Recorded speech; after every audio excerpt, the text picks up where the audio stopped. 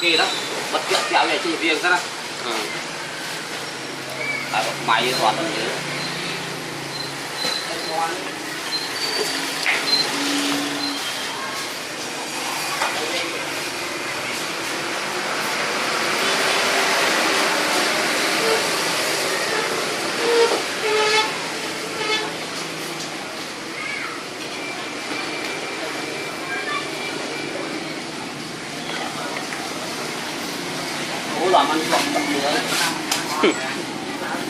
xã rồi khơi xã cái co lắm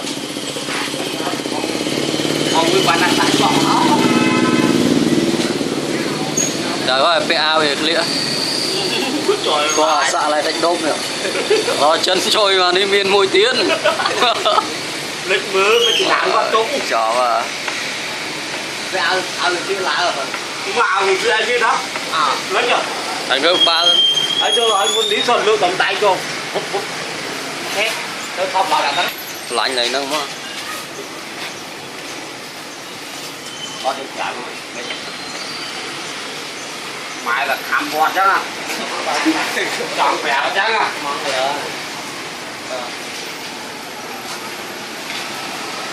gặp qua bên bôi mưa đông bên kia được chặt na đấy chặt ná để vô tàu ngoạn của nó nơi của nó nơi cu phớt cu ấy thế đâu cái chứ ở tôi thái rồi nát quá hoàng ngay nữa mà smart trộn ngon và của bây giờ toàn đang khó nữa nó còn lên hả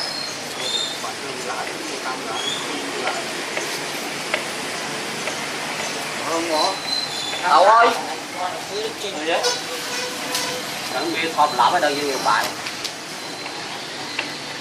có đâu nè màu cái ép thôi đây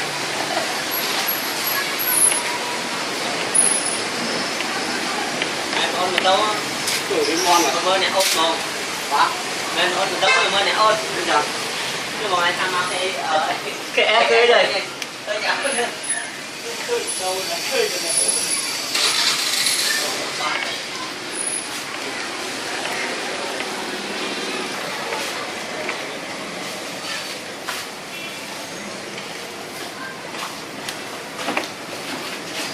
hỏi đây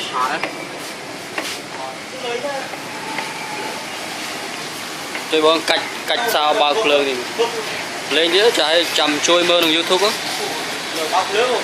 lấy bao lấy bao mà hứng lấy chơi mạo lấy đâu chuẩn bị à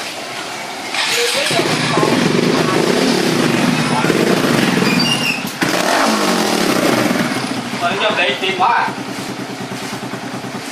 giờ đang bỏ nó cái này vậy mà ăn trộm không bạch không hơn rồi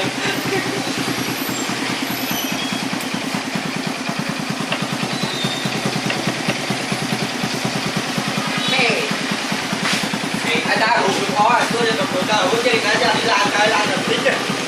làm tí chứ chứ bộ đi đâu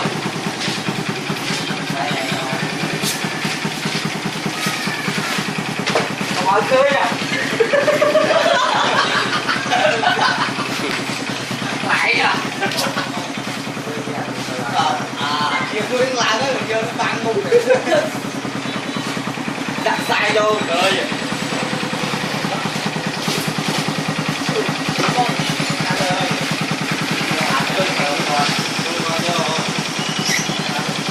chưa được tên là ta nhưng mà lỗ lối chưa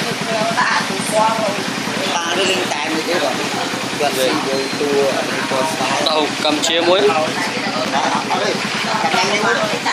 gần như nó nói gần như ta đây lên tạm rồi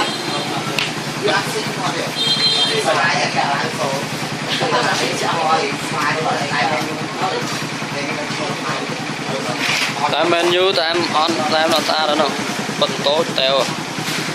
trong xã mình đậu cái play chứ nó lạnh lửa cho lửa lạnh khỏi tay sạp lạnh à cái lá còn cấp lạnh tiếp à dạ Tí tàn lấy cái tàn hay giỏ. Đi từ bố anh Cũng đã khlang phê chặt Dạ thằng bố. chặt màu anh ấy. Lược đáy á.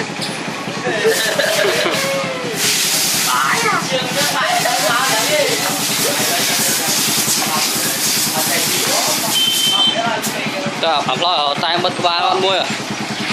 Mới chỗ này tay mất lên cái ba con mới điên rồi.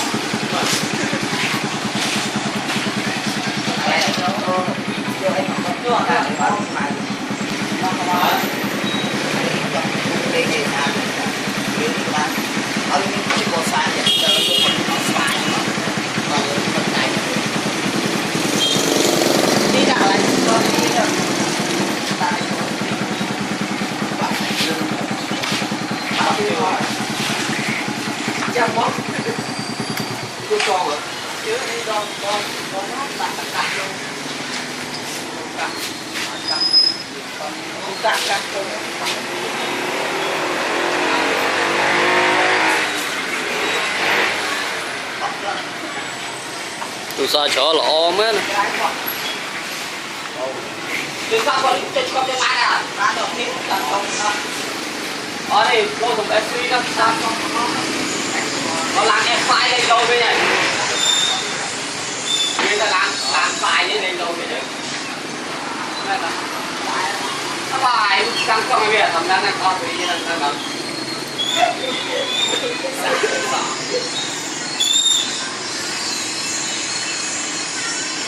Đây là cái gì đó? Mày có ai thì cho mình ghét ơi, tại sao một cái lúc phát rồi.